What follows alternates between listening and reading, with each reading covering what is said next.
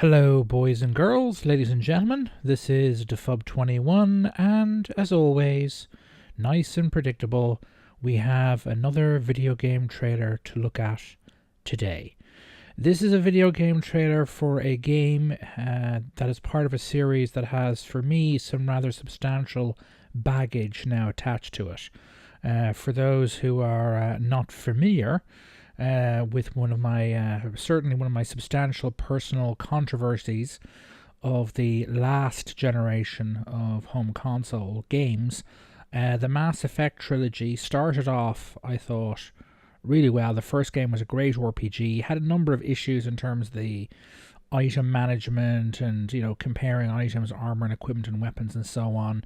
Then I think it was BioWare, yes, at EA. No, yeah, BioWare at EA went to the second game, which is also a very good game, although much more narrower in scope in terms of the world building, somewhat less RPG-esque and more third-person shooter-esque. They massively cut down the kind of item management slash kit part of the game quite dramatically. But they introduced a lot of kind of cool characters that you could make part of your team, and they seriously improved the gameplay mechanics, particularly the core kind of shooter gameplay mechanics over the first game, quite dramatically. Again, I thought it was a good game. Again, I thought it would have been. I would have preferred it if it was a bit more RPG-y in terms of the items and building up your character. More side quests and that sort of thing, bigger open world environments, and so on. But it was still a very good game. The third one in the series, however, is probably, for me personally, one of the most controversial games of the last generation of home console games, for basically two core reasons. The first one, for those who don't know, is that the ending is shite. I could go into more detail on it than that, but to be perfectly blunt, if I did, it could result in a rant that would go on for half an hour or more, so I won't. But suffices to say, I did not like the ending of the game. I think it ruined the whole trilogy in terms of the story, your personal vested, interest in your own character and the characters that you come to be very fond of in the game world and so on. And then, of course, it had a particularly one of the more nastier, more negative things that came along during the last generation, which is paid DLC. Not just paid DLC, that in itself isn't necessarily a problem, but paid DLC from day one. Specifically, again, spoiler warning, one of the main themes of the trilogy is this now extinct race known as the Protheans, the mystery of what happened to them, the technology that they left behind, and so on. And in the third game, there's an actual real live Prothean, and you can talk to him and you can interact with him, and he's got quests specific to him, and you can recruit him onto your team. And this is a major part of the game where if you're a big fan of the original three Mass Effect games, this is huge thing. Really interesting character, fills in a kind of mysterious backstory to the world that is only kind of that is shadowed in myth in the previous two games. And in the third game, he's premium DLC. You got to pay for him. You don't get him from day one. You got to pay extra money for him.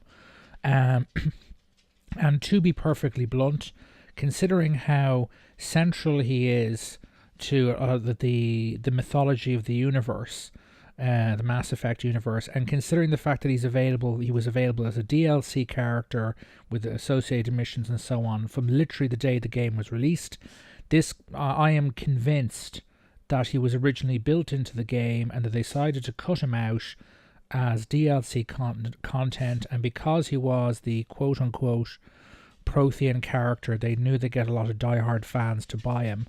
I was not one of them. And it's, to my mind, one of the nastiest, kind of scummiest things that EA in particular did.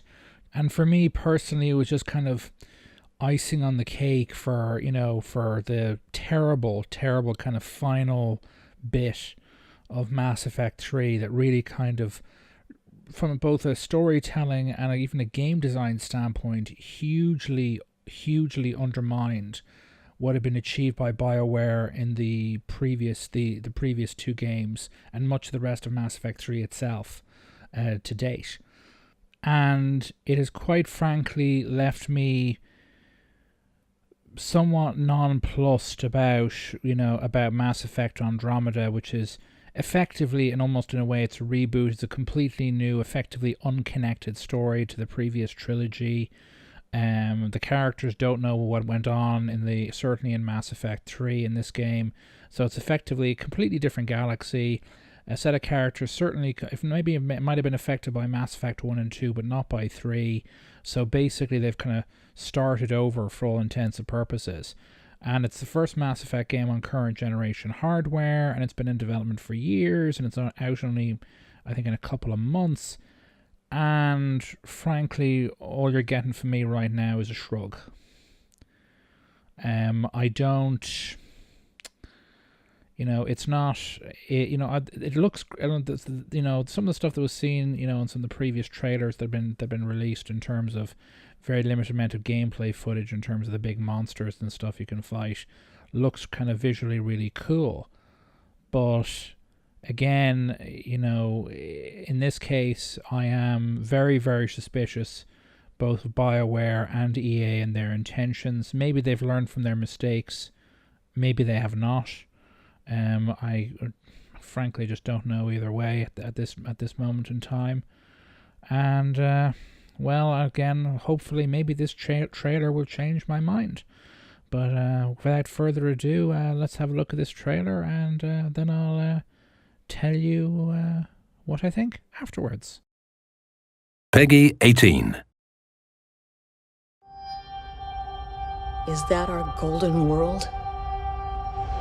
That's Habitat 7. New Earth, if we're lucky. We're marooned. 20,000 souls adrift at sea. When the power runs out, stays out, we need to know if that's safe harbor. Shuttle 2, taking your lead. Good luck, Pathfinder team. All stop, now! Oh my god. Get us out of here. They've got us pinned against the scourge. I am Arkham.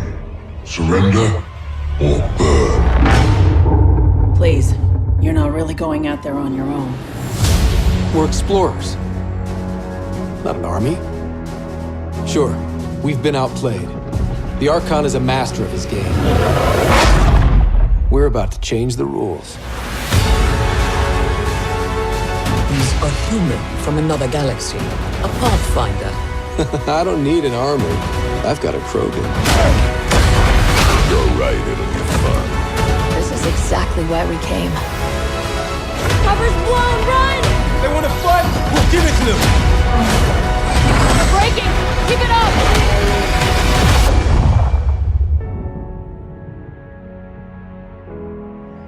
Been waiting 600 years for this.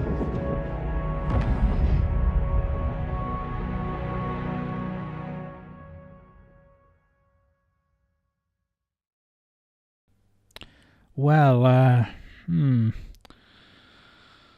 really hasn't improved things much, to be perfectly honest with you. The main problem I have with that trailer is the voiceover for the new Shepard character. In other words, the character you control, sorry, the male voice. Maybe the female character equivalent will be better, but he doesn't. I don't like him.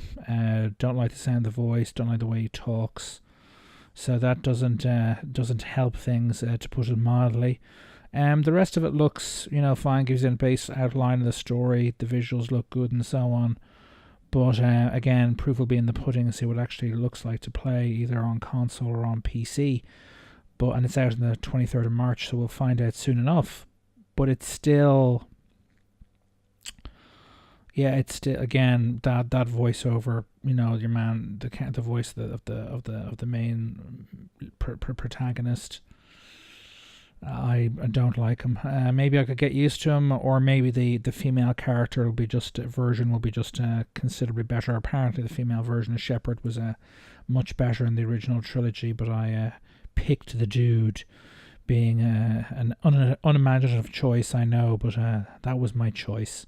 So I picked the dude because it was mostly the male shepherd in the trailers leading up to the game's release and so on. So he was the one I was interested in playing. But yeah, it's fine trailer, gameplay or in-game stuff at the very least, CG sequences and so on. I assume plenty of them were rendered in engine, but fundamentally, I don't like that if this is kind of an RPG type game, you have to get vested in the character that you're controlling, and that you're interacting with the rest of the world, and he doesn't come off well. I don't like the way he talks. I don't like his particular flavor of his accent, and that's just how I feel, I'm afraid. Let me know what you think in the comments. Let me know if you like the way he sounds, or if you think my dislike of his voice and the way he talks is a nonsense or right on the money. Let me know your comments in the comments section below on this trailer and your thoughts on my thoughts on it. And if you haven't already liked the video, please do so. And if you haven't already subscribed to my channel, please do so as well for more content like this. This is Defub21 signing off. Toodaloo.